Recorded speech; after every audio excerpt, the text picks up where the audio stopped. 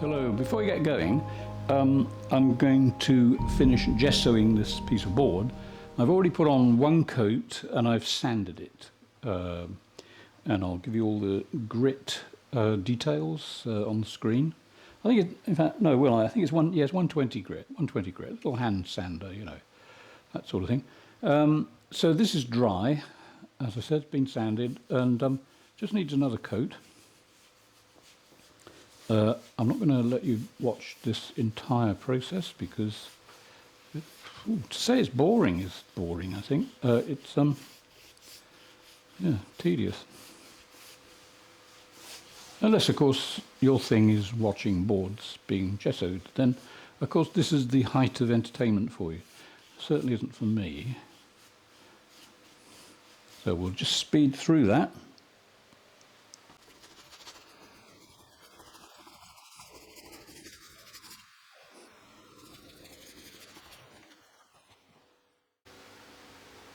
So there we are, that's the board gessoed.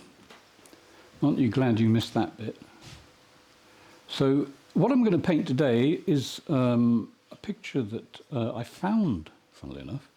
I found this old painting on the screen now, and I really quite like it. I don't know what happened to it, I don't know where it is, I might have even thrown it away, who knows.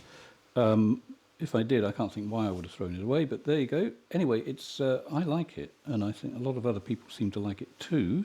It's been very popular on my Facebook page.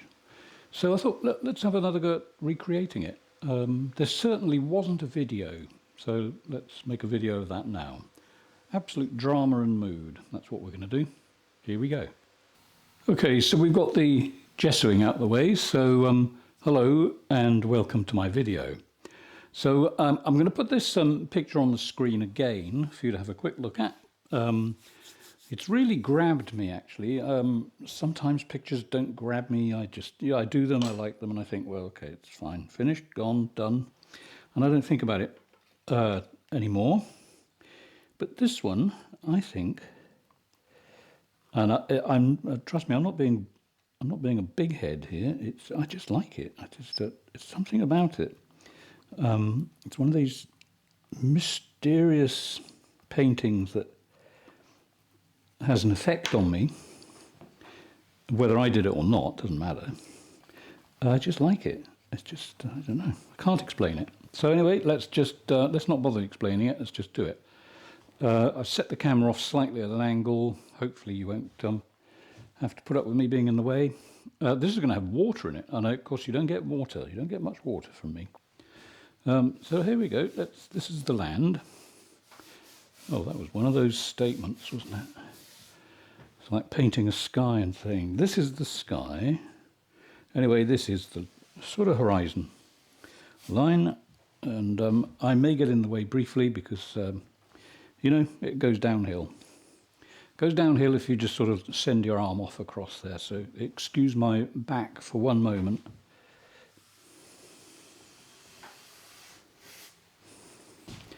I think that's as close as heck. You can always measure it like this. There we are, that's good enough. I'm not just happy with that, I'm sort of slightly ecstatic, but controlling myself. So this is green, red ochre, and Payne's grey. And I think I'm going to put a little tiny bit more green. I'm not using a lot of oil. I can show you my palette if you want.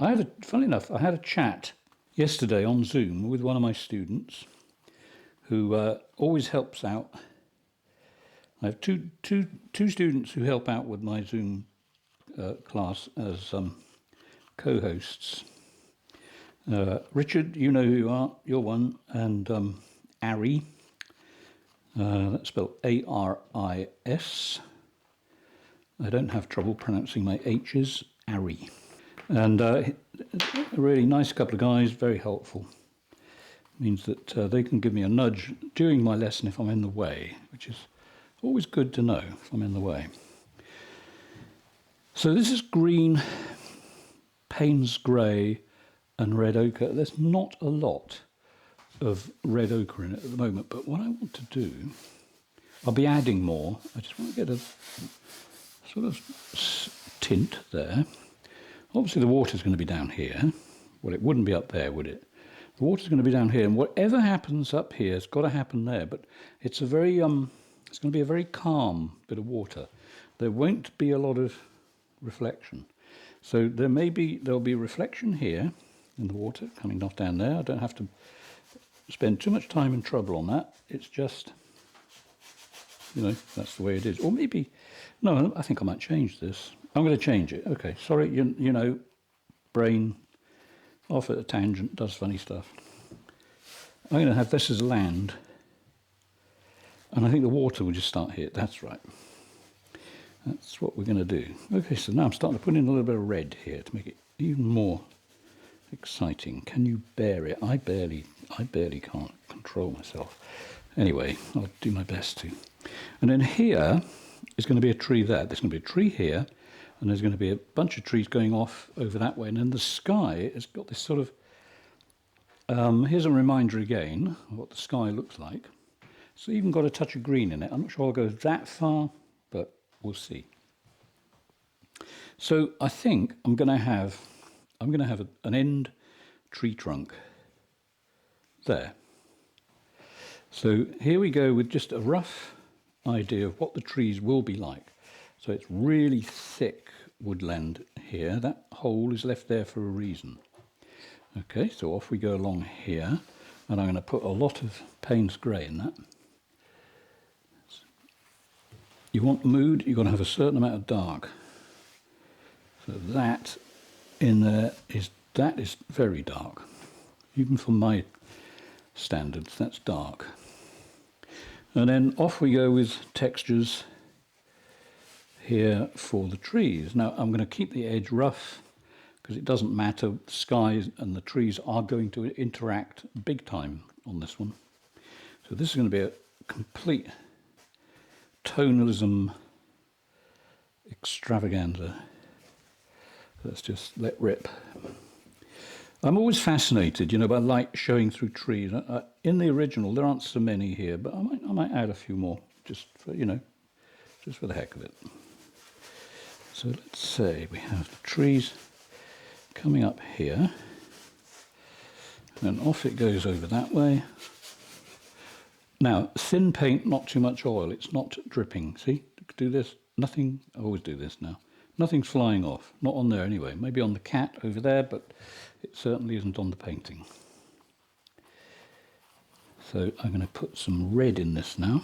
A bit of red ochre in there, just for, you know, so that it's ready for when I need it. So a little bit there too. And then it's going to be solid bushery over here. And yeah, I could leave that shape like that, you know. Do I want to go that far? I never really like taking trees right to the edge. I might just push it and just have a lump. Yeah, just have a lump of trees there. I might do something over here later. I'm really not too bothered at the moment. It may just be a hill. There's a bit of a hill if I want one. Okay. Now, back over this side. Slightly different approach. This tree will go off the edge, but it's going to be, when I've finished with it, predominantly a reddish colour. And the reason it's going to be like that is because I'm going to have a bright spark of light here. I might even bring that down a bit. So it's just a little bright hole there. But this, I'm just putting on some sap green, not much red ochre, a little bit. But most of the red ochre, this side of the tree. I don't know whether you can see the difference, but you will later when I zoom in, or when I attach a reasonable photograph to the end of the video. So this is all very loose and thin here at the moment, because the important bit there is going to be how it interacts with the sky. And the sky is going to be sap green, probably a little bit of, what should we put in there? Well, I mean a tiny amount of sap green, nothing much. Payne's grey, little bit of red ochre, maybe, I don't know, some ultramarine mixed with the red, Japanese red. I don't know. You know, I always sort of, well, not always, but I'm usually making these things up as I go along. And this one is definitely an invention job. Lots and lots of texture. That's the thing, you know, tonalism. Tonalism is the way to get into painting. If you think you can't paint, have a go at tonalism. You may still not be able to paint, but I mean, at least it's fun while you tried. Okay, it sounds a bit negative, but it's not intended to be. It is actually, if you're going to paint, seriously, if you've never painted before and you want to start, you can't really go wrong with a bit of tonalism. It's very forgiving. So a little bit of light on the ground there. Bear in mind, this will be water. This here, I think, is going to be land, so it's the edge of a pond. And I think the land is going to be one of these bits of scrub land that's got a lot of brown in it. Quite like reds. The reddish browns really,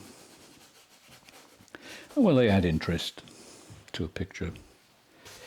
Let's just get it on there, see what happens. So there we are, there's the edge of the water. Now, whatever you do, when you paint water, do not do this thing where people go, little spiky thing sticking in, and then and another one, and another one. They're like, it's like a line of crocodiles waiting. Don't do that. The edge of the water, with most sort of, in places like this is allegedly somewhere that's, you know, has never seen a lawnmower. It's going to be a ragged edge to the water. Like that. Okay? Hope you get the idea. And the water, I'm not going to paint until I finish with the sky. And the reflection here, there'll just be a hint of reflection there. Not until I finish the water. No point, otherwise. I'll just end up making a mess. So, a new brush. Do I want to use a big one or a little one? Hang on 1 second while I think which one actually still works. I just did a Zoom class the other night, and I'm using the same brushes, but it should be okay. Now, what I'm going to do, it's all very brave and brazen, and, you know, who cares? That's the attitude. Who cares? It's just a painting. But keep in your mind, it's a tonalist painting, so you can relax. You don't have any lines that you're painting up to. It's all very fluffy and furry and like this. Okay, so I'm just going to add that little bit to the edge of the bush there. Question, is it a bush or a tree? In fact, it's going to have a little bit more in there. A few little bits. These are just little bits of stuff. This is stuff. It's definitely going to be a large bright spot just about there, I think. So I'll just chuck that in. Of course, that contaminates the brush a little bit. Doesn't matter, just wipe it off. Now, when I was painting on my Zoom class the other night, what I didn't do, which is very unlike me, I didn't use any blue whatsoever. What did I paint? I painted a tree. So, well, usually do, don't I? I painted a very dark, toneless landscape tree. I think it's actually in the other room. I'll put a picture on the screen very quick now. That's what I painted. It's in the other room drying off, so I won't disturb it. So let me see, I've got some royal blue. I've also, which I've put on my palette, which you can't see because I'm not showing you until I get a setup where you can actually see it all. There's not much point. So ultramarine blue, ultramarine and royal blue, Payne's grey. Oh, I need a lot of Payne's grey. I think we'll have a lump of that. Nice lump of Payne's grey, delicious colour. Not as delicious as royal blue, but still quite tasty. Yum yum. Now, Japanese, it's always the same, you know. Nothing here is rehearsed. Can't get the top off.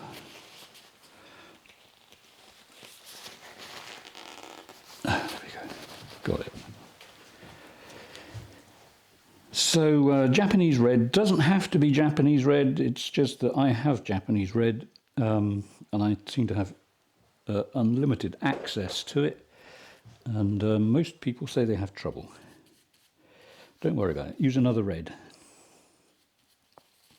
Now let's see what we can do. I'm going to make the sky threatening, to put it mildly, and I'm mixing. I'm going to show you my palette a little bit. Eventually, see, now what? Eventually, I will rig it so that you'll get a little picture of my palette maybe appearing up there. But at the moment, I just don't have the technology. So I've got Japanese red down here, royal blue, ultramarine. Whoops, this is starting to move. Payne's grey, which was just about to fall on the floor. In fact, I might stick that in there as well. And I'm just going to sort of make up, you know, with ultramarine and royal blue and white and red, to actually match the sky of the original painting. Sort of. It doesn't have to be the same. In fact, I'm hoping it'll be better. Could be. It does happen sometimes. And as I'm adding oil, I've got a new way of doing it now. I used to tip it on, but I've got this really old mug here.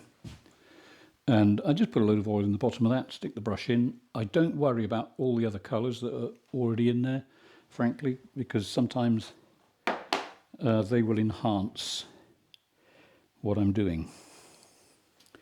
Purely by accident. A lot of stuff is by accident. Okay, so this colour, oh yeah, that's the colour I want. This is the sort of, it's either after a storm or just before, I'm not sure, but it's got that sort of heavy, slightly threatening feel to it. And I'm going to shove a bit of raw red in it as well, just like so. It's not going to be like a cloudy sky. You know, I normally do sort of big cloud shapes. This one's going to be quite flat. A little bit of a few bumps in it. You know, I can't let a painting go without a bump or two. I might change to a bigger brush actually. And again, I'm adding oil, but you know, just to make the paint move. Now I'm coming down here, there's a lump of white I put there. I put a slab of white across there. So as I'm approaching that now, the paint's going to start to change. And I'm going to push it around right into the edge of this tree here. Don't care too much about what it looks like. And in fact, I will simplify it. But when I've got the sky on, then I will make the edge more complex and more tree-like. I don't want to paint a giant lollipop. Who would? I'm sure to get a message from the Society of Lollipop Tree Painters, having said that. Okay, so there we are, we've got a nice belt of light there. And let's just push paint around until we fill it all up. Again, you know, don't be afraid of pushing paint together. It's far more interesting than, you know, pussyfooting around, going between branches and leaves and twigs and stuff. Just get in there and give it a kick.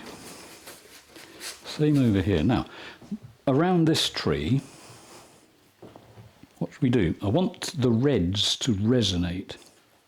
So I think I'm actually going to put the tiniest bit of green in the sky, because you do get it. You can get a little bit of green in the sky.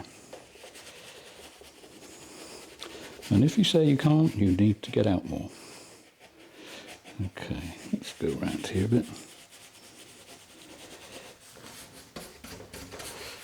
There we are, barely noticeable, but there is, you know, a hint. Just as a reminder, as usual, this is one of my cheap brushes. In fact, this one is less than €2. I'm using smaller ones at the moment. Well, actually, and yeah, glad you asked. Why am I using smaller brushes? Well, because it actually slows me down a bit. Because mostly, you see, I can bang out something like this really fast. But I don't necessarily want to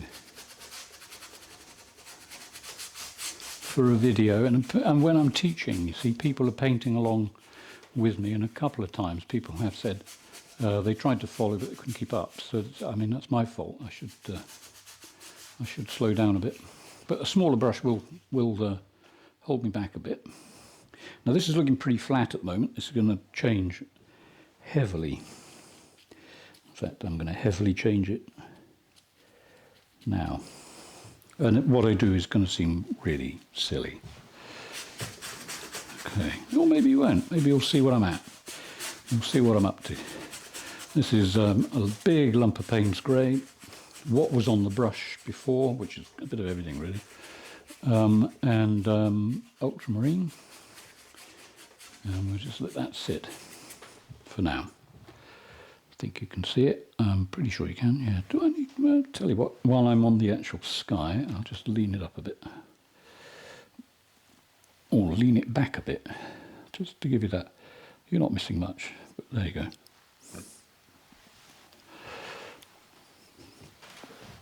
Okay, that's better. Now, so let's see, what should we do now? Let's have, do you know, I'm going to put a bit of red ochre in the sky as well. Let's just shove everything in, shall we? Let's have a little bit of red ochre up there. Now, the interesting thing with red ochre, when you put it on something like this, it's a bit like adding bright red. It's a bit like adding this stuff, you know, Japanese red. By the time it mixes in with whatever's on the painting, it just all turns to a sort of browny, pinky, sort of slushy colour. Anyway, right, let's have a little bit more there. Now, what I always say to people is don't let the light areas follow the tree. Now, I'm going to put some light behind the tree there, but it's not for following the tree. It's light that's reflecting from behind, because the main light spot is there. So if I just shove a whole load of sky colour with a little bit of a lean now towards royal blue, just put that on there. Don't worry about the edges where it changes. That's all.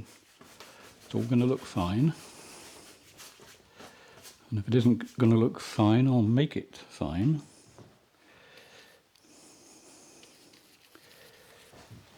So there we go. Let's have a bit there too. Why not? It's one of these strange skies that you see when you're driving along and you think, oh, I'd really like a picture of that. But you can't stop the car because of the truck behind you, or the police car. So you just have to sort of commit it to memory. It's a very, very heavy, fascinating colour, I think. Whether it'll be fascinating on here is another thing, but in real life, it's. If you've seen the type of sky I'm trying to describe to you, you'll know exactly what we're on about. And I've just realised something. Somebody's going to see an animal there. There's the back, there's the head, there's the tail. Well, I hope it's the tail. Who knows? But I'll de-animalate it in a minute. Okay, now, what are we going to do next, just to get things rolling a bit more? I think even more grey at the top. And even more dark blue at the top. All the way across, I think. If you're going to make a statement, make a statement. It's a little like, if you've got something to say, say it.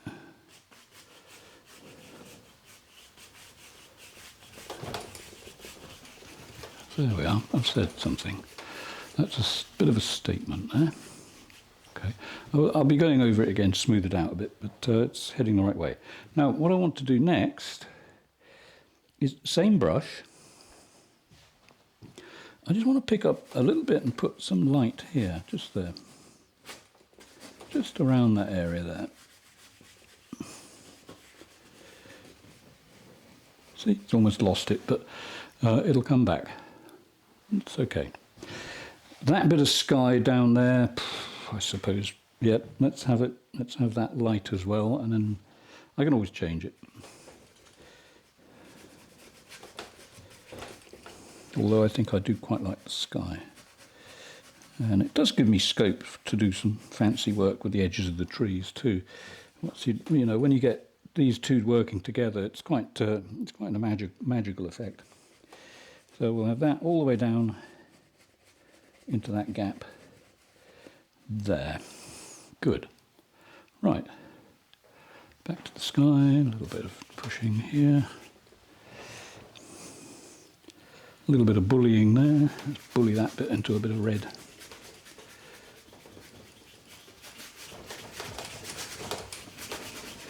There we are. You see now, this isn't turning into a mess. Well, some people, sorry, excuse my mirth, but some people I know will see this as a complete mess and not their idea of painting at all. But if you're one of them, you're obviously on the wrong page. But this is, as I said, this is tonalism. It's got a sort of free and moody effect. I'm going to put some grey there too, I think. It looked bluey, but that's the thing about Payne's grey there. Payne's grey has a sort of blue tinge. It's not really a black. Okay, we'll have that there, I think. Okie doke. Doing all right? Good. Now, while I think about the sky,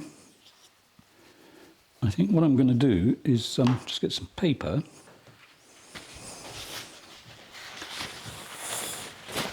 And I'll move the camera in a second. I should always tear this stuff before I get the video going, because I don't know how it comes across on the sound.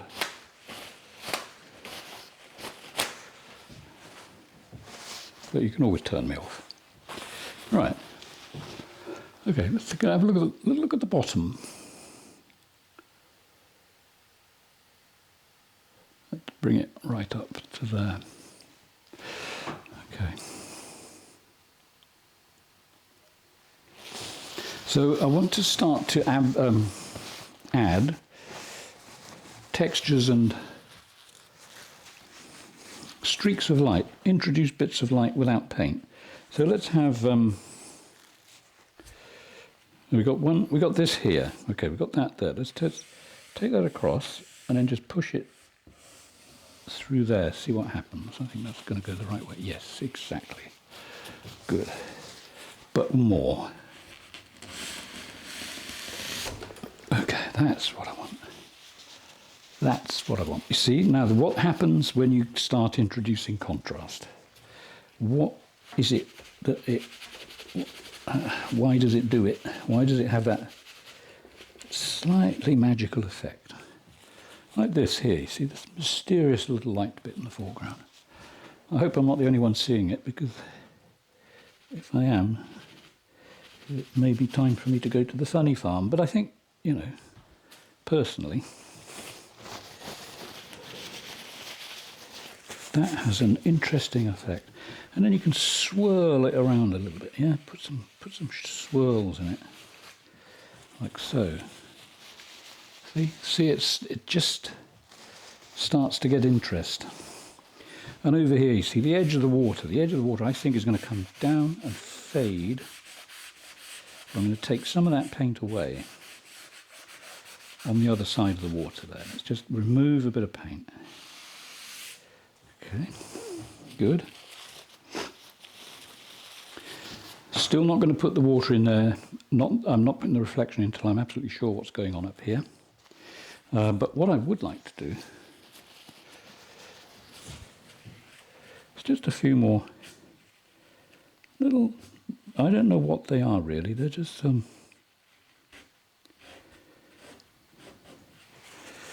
they're little things. Think of them as components that add to the final visual impact. So I'm just turning those white bits into a tone. I don't mind using bits of a painting that have no paint, but I prefer to have some if I can. So what I'll do is just sort of be slightly careful about how I do it. Now I will leave that like that, I think.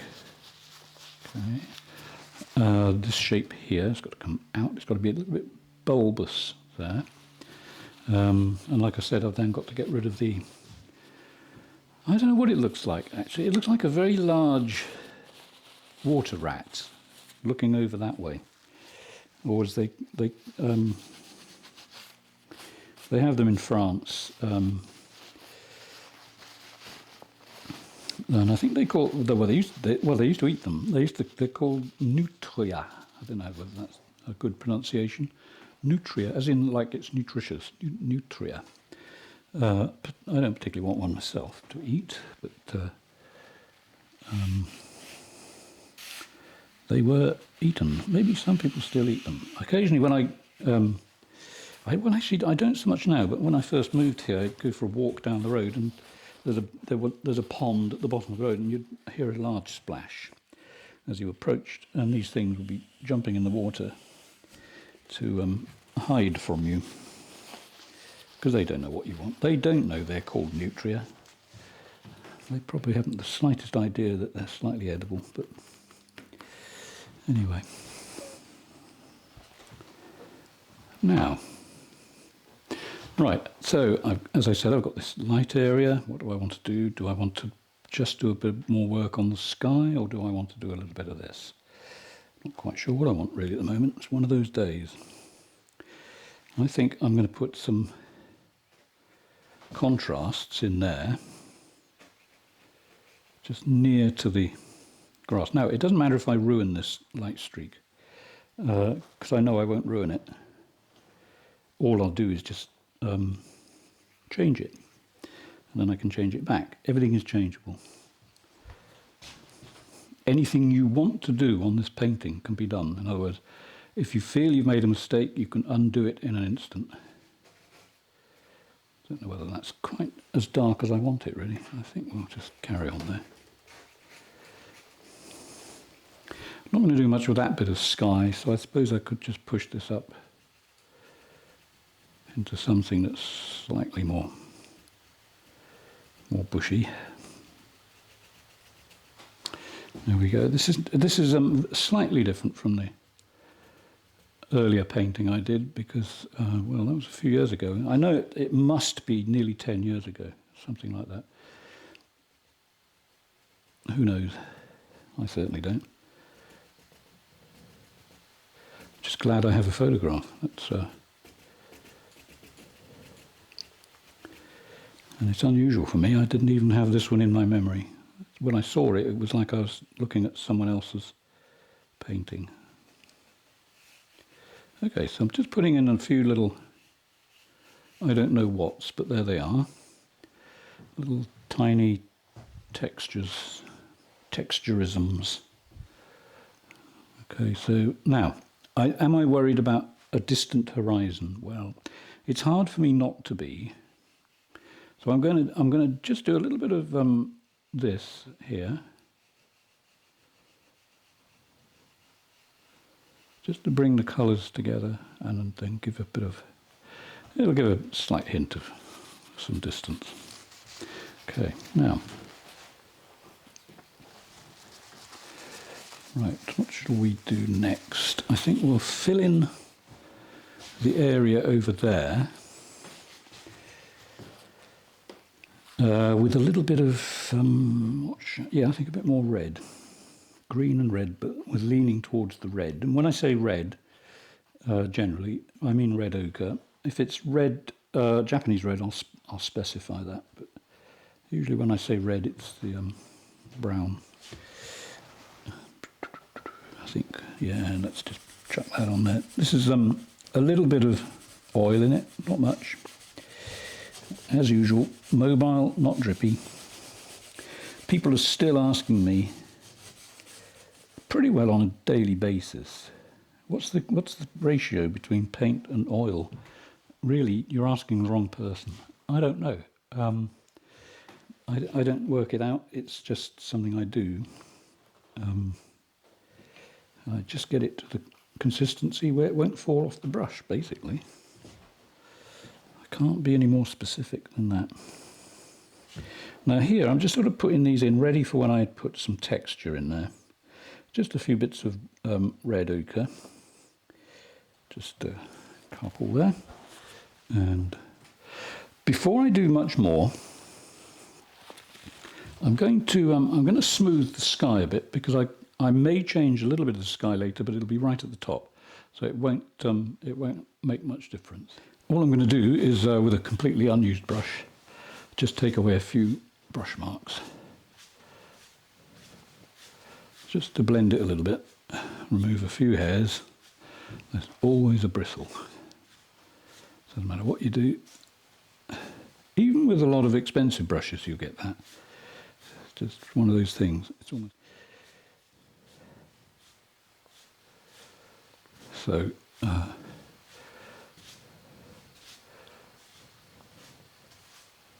There we go. Now this is picking up paint, and my left hand is actually picking up too many brushes, so I'll just get rid of some of those. So yes, you can buy a really expensive brush, and I guarantee you some bristles will fall out. Some of the best brushes I bought, though, I have to say, I don't use small brushes much now at all, but I bought some from Jackson's of London. I won't bother with a link, because just type Jackson's of London. And the brushes were Black Hogs. Just go to their site, look for a Black Hog brush, and they are really good. They do not shed bristles. I've got a feeling that all of my Black Hogs have had it now, but they've had it because I let them go, you know, because I wasn't well and I didn't paint, and they didn't just dry out, they fossilized. So they're beyond redemption. Okay, so there's a sort of moody sky. Now, I may even darken it more. That's why I'm not bothered about down here. It'll be darkened at the top. So I'm going to just do the edges of the trees. And in fact, even this bit here. Right, that may almost, is it? I might add to that later, but at the moment I'll leave that to sit and fester. Right. So the edges of the tree. This particular tree, even though it's a small tree over on this side, this one is going to have a bit of interest to it, and it's going to be something that I do with the red ochre. So I've got some shapes on there. So what I want to do is just sort of this. Seems silly, but what I'm doing is I'm letting light through the tree, and I want to put a little bit of, just find the right brush. I want to put a little bit of red on it. I might have to open another brush up. I could use this one. Oh yeah, let's use this one. Okay, so a little bit of Japanese red in this, for this bit here. It's a very powerful colour, so I'm just going to put a bit there. And maybe a bit up, just up here. Okay. And a little bit just there in the white.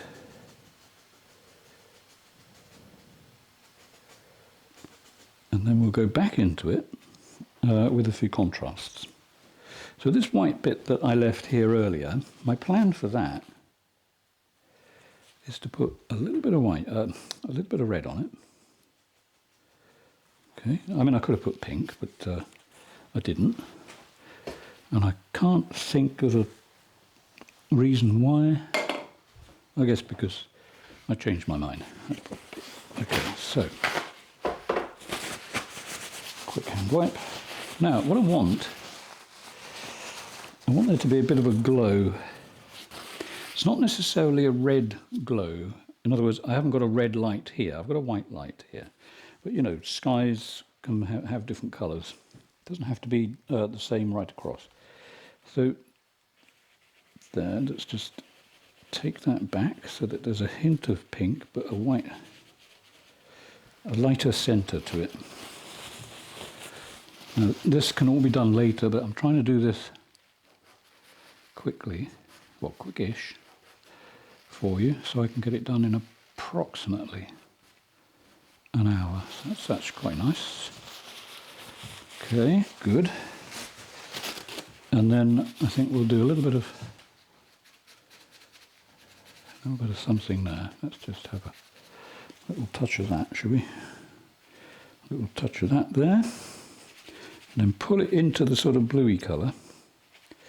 So we get a slightly, I mean, you know, my trees aren't necessarily trees with green leaves because they're affected by different times of the day. So it's not just like midday, there's a tree, everything brown, green and blue with white clouds. None of that stuff.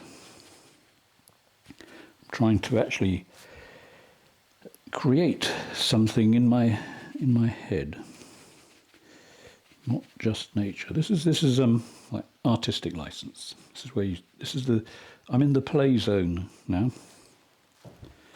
Got all my bricks in the right order. All my little toy trucks are all chugging along quite nicely. Let's just play and make texture. So let's have something now darker on the front of that. Like so. Have a quick look in the camera. Okay, back to tree moulding, and I'm going to use a bigger brush. In fact, I'm going to use the big brush that I used for most of that, but just take some of the load off it. Got quite a lot of paint on there, and it's not that I don't particularly want to put green on. I just want to shove around some of the paint that's already on there and make an interesting edge to the tree. So let's go. Let's see what happens. The tree trunk, I'll try and figure out what to do with that later. So, you know, I do this thing, middle finger, da-da-da-da-da. It's like turning on a little thing with an electric motor. And it just makes trees. It's quite handy for that. It only comes in one size though. And this is the bit where you get interesting things happening.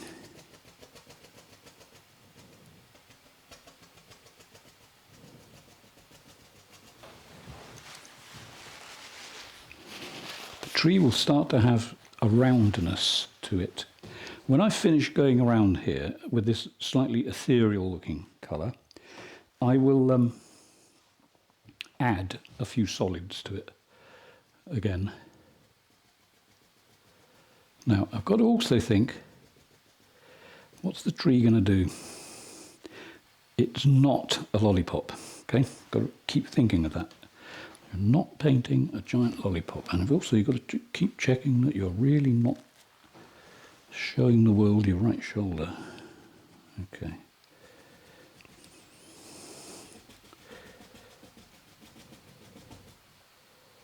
It's going to need some solid extra dark bits there to get that shape out a little bit. At the moment it's just too flat. So, but I'm not worried yet. In fact, am I worried at all? No.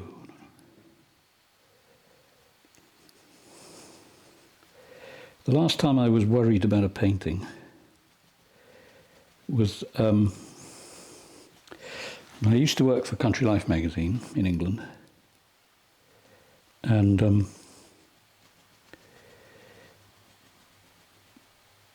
how can I put it? The editor wanted me to paint something overnight. She wanted a painting of mountains in oil paint. So I was given pictures as reference, and off I went home with this thing. And it was a complete disaster because I had to travel on British transport for well over an hour to get home. By the time I got home, it was late. I always got home late. And then start painting, finish the painting off, and make sure that I got back to the office the following morning at 10 o'clock. What I should have done was bought some paints in London and stayed in London, but never mind. So it was a rush job, and I wasn't happy with it. She didn't like it either, but she didn't like much of anything. Sorry, let's not go there. So yeah, that was the last time I was worried about painting. And it's also, that was, I think, the last time I ever did a commission, ever took on a commission. I don't like commissions. I want to paint what I want to paint, you see, not what other people want. Unless they want this, yeah, I'll paint them this, that's not a problem.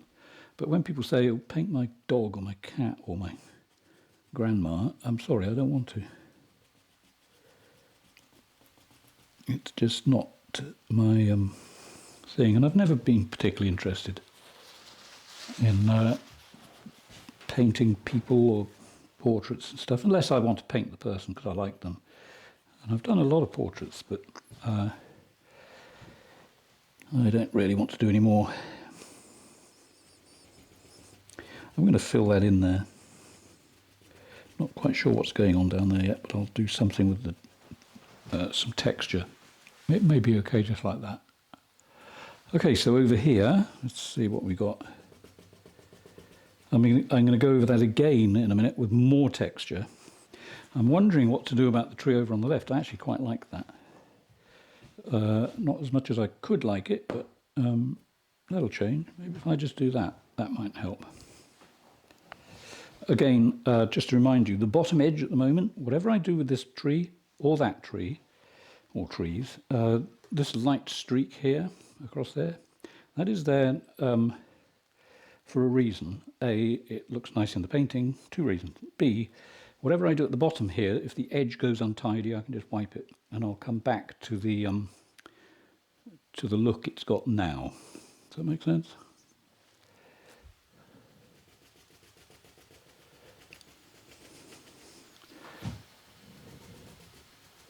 There's some sort of interesting colours going on in there, and there will be more. Right, so this rather nice big, I think anyway, but of course, am I biased? Is it nice? And by the way, if you've lasted this long, let me know if it's nice. Put a comment below. Keep it polite. The main reason to keep it polite is, no, I'll tell you there's 2 reasons. One is I am polite. So there's no reason why you can't be polite. And secondly, if you're not polite, I will vanish from your life. I will be gone. Because I don't tolerate rudeness. Okay. I don't know what's going on, but it's interesting. Right. I think it is. So now I'm going to do I think the texturizing, but I just want to change the shape here just a little bit. So I want to a little bit of stronger colour and be a bit brave just to get that shape there. So I'm reasonably happy, I think, with the shapes of the trees generally. So, but that's a new one. There are a couple of spots I just want to sort of resolve. And one is there. There's a little bit of light that I don't quite want. And up there, and just that edge. So I want to push this into the sky a little bit more to make it just a little bit more vague, I suppose. Let's make it vague. Is that looking vague? Ah, it's sort of vague.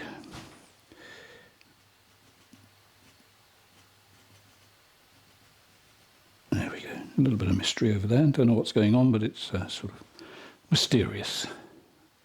Okay, now I'm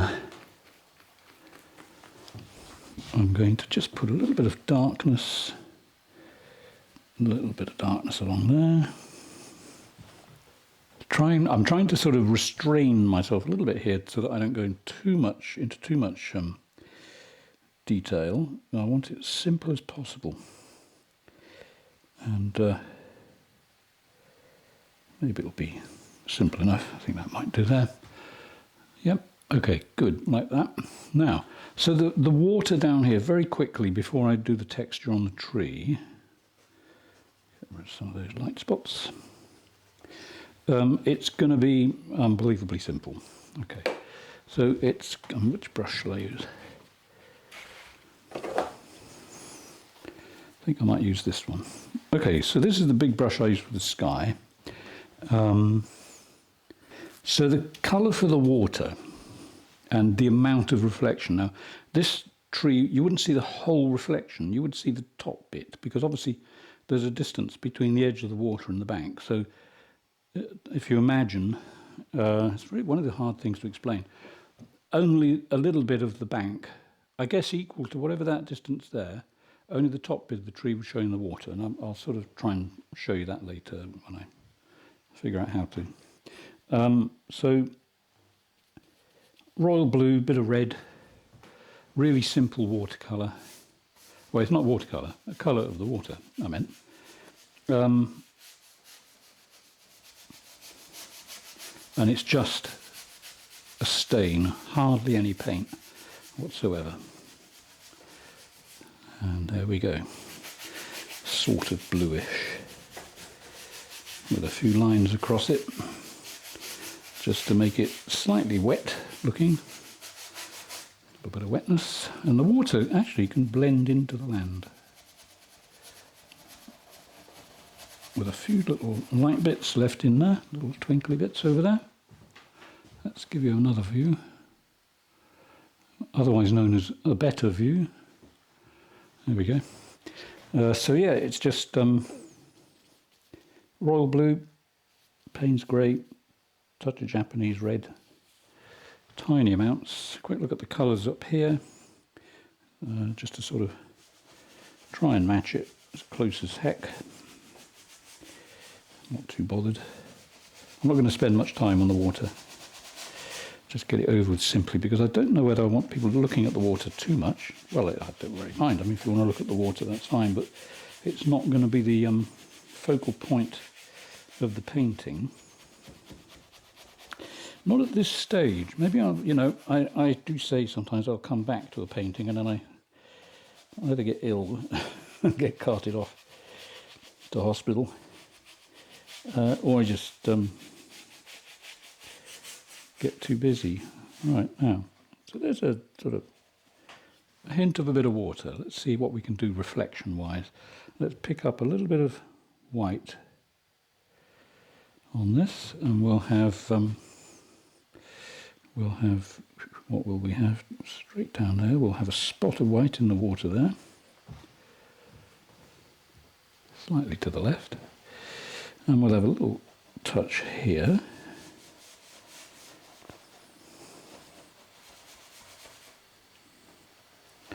I'll try and refine that area in a minute.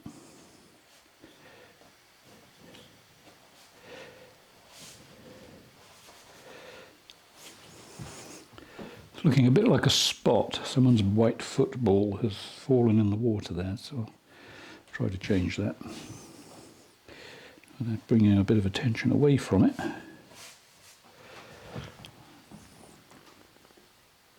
Of course, I'm doing this thing where I'm standing over to the left, trying to paint from the front and getting it completely wrong.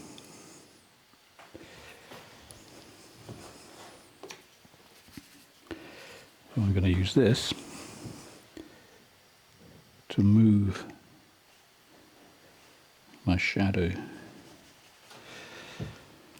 And the shadow will be a darker shadow. I just want to sort of get my positioning reasonably correct first. Be a bit there, I think. And then that across there. Everything in roughly first. That's the best way to do it. Really roughly. I might get away with that nearly, which is a way of saying I won't get away with that. But we'll keep working at it. Yeah, sort of, it's a hint. I think this will be a two-parter because I can see that there will be stuff that I want to do when it's dry. Not just glazing either. There may be, let's have a little more light there. There may be other things I want to do too. Let's just have a few of those there, why not? I like them.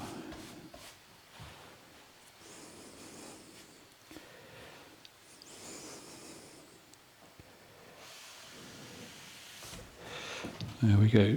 Really, I want it simple. That's that. You know, when you're painting, whatever you're doing, always aim for simple if you can. Simple way of doing it. The quick, no fuss way of doing something, so that you end up with a picture that looks what I would call clean. It's got a cleanness about it. Cleanliness. Okay, so in the water here, I'm just going to put let's have a little bit of a shadow of whatever that tree thing is. Just over there, like so, and a few little bits here. No great fuss on the water, because I think it is really one of those things I want to get a little bit more intricate with at a later date. So I'm going to probably just go to this sort of level for now. But I can see what I want to do. It's just that certain things you can't do because of paint build-ups. Okay, so the bottom edge of these trees, I just want to tidy that. So we'll just have a little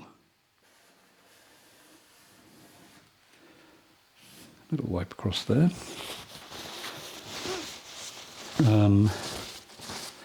Now the other side, sort of okayish. I think I'll just put a little bit of extra light just there, and a bit there, and a little strong bit of light just catching the bank here, like so. Right, texture time. Not just texture on the trees, texture down there as well. So, but I'll start on the trees, and it's the usual stuff. Roll it into a ball. Now, a lot of these papers, these kitchen paper type things, paper towel, have a little mechanical pattern to them. So this has got little bumps, and that should focus. You can just about see the bumps, I think. So you want to destroy them. Do all this, give it a really bad day, and roll it up in a ball, undo it, do it again, all that stuff, and you'll end up with just crinkly bits of paper, and that's what you want. So, how far to go though with this? I don't want to go too far. I just want to say what I want to say, I suppose. Don't we all? Let's just have a few bits there above the dark bit underneath. Yeah, that gives you form. There's a dark bit there. So let's have some light bits just above that. And again, you see, now there will be people who say, "Oh, this isn't painting. This is," I beg to differ. This is painting. It's just an alternative brush. And in the old days, they did it, except they used rags, horsehair, or anything they could find to make a texture. And I just happened to be lucky enough to be born in this time with paper towels, lovely things. Okay, let's have a little bit more up there. Now, when your paper's picked up a few nice dark bits, you can put a few in the sky, right? Don't overdo it, and keep them varied, because otherwise people will see a repeat pattern.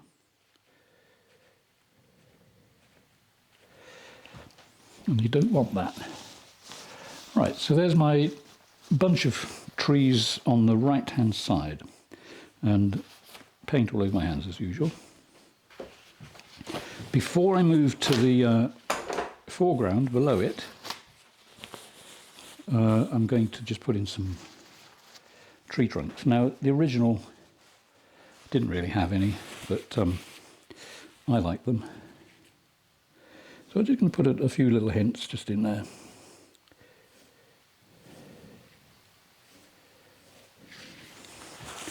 Nothing too much. It's very hard to stop though once you start. There we are. There's a few little sapling type things. Let's have one that goes right up through that light bit, just there. You can't see it, it's too far away, but never mind, trust me. And I think we'll have a hint of one there. And a hint there, and there, and there, and there. And that's probably enough over that side. So down in that bottom corner, we are minutes from the end. So let me just say, if you've enjoyed this, please hit the like and subscribe button. Share the video.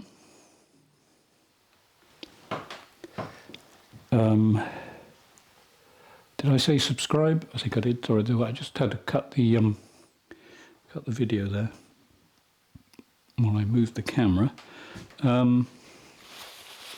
Yeah, the more sharing, commenting, obviously the more the algorithm will start to like me again. It sort of went off me a bit. My views went down. YouTube have done something with their algorithm. Not quite sure what's going on. But YouTubers don't earn so much as they used to. So yeah, any help we can get, the better. So I'm just going to put a few lines there, a few little sort of scrubby things. Don't know what they are really. Well, it's obviously it's scrubby stuff, but there we go. I'm not going to whip it. I sometimes do whipping, but I don't have much oil on there, so you know I'm not going to add any more oil. I just want texture, really. Okay, there we go. I think we're getting there. A few light bits in there on the bank. And I think we're almost done. Yeah, I think so. So yeah, if you want to come to a Zoom class, please check the link below. That'll tell you everything you need to know. If you don't know, and you can't figure it out, send me a message. And I'll see if I can sort it out for you. There we go. Let's see if we can get that pretty well all in the picture. Yeah, when I come back to this, and it obviously, you know, I have to wait for it to dry a bit. I think that's probably in the middle. Yeah. There will be a few things to do. I'm going to add an extreme amount of darkness to the top. And I'll do more work on the water. It's very basic at the moment. Oh, little something I wanted to do over here. I always like doing this. This is the fun bit. Now, whether I can make this brush work, this brush has been through some hard times, and it's all entirely my fault. But it's a rigger, and I've let the poor thing dry. And the only thing you could use this for at the moment is actually sticking in a pot and supporting a plant with it, I think. But we'll see if it'll work. You will have seen me do this before. It just, I don't know why it is, I just find it adds something to a painting. And here we go.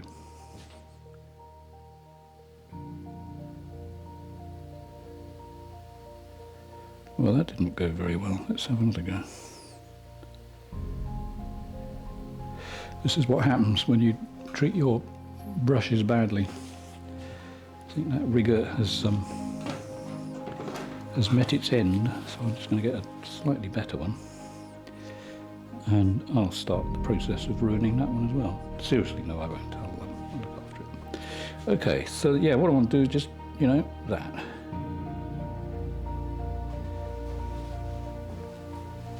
It's just that little extra thing, a little surprise you get before you leave the painting.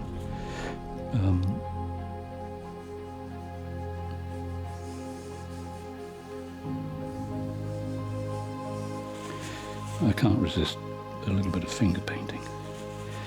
Okay.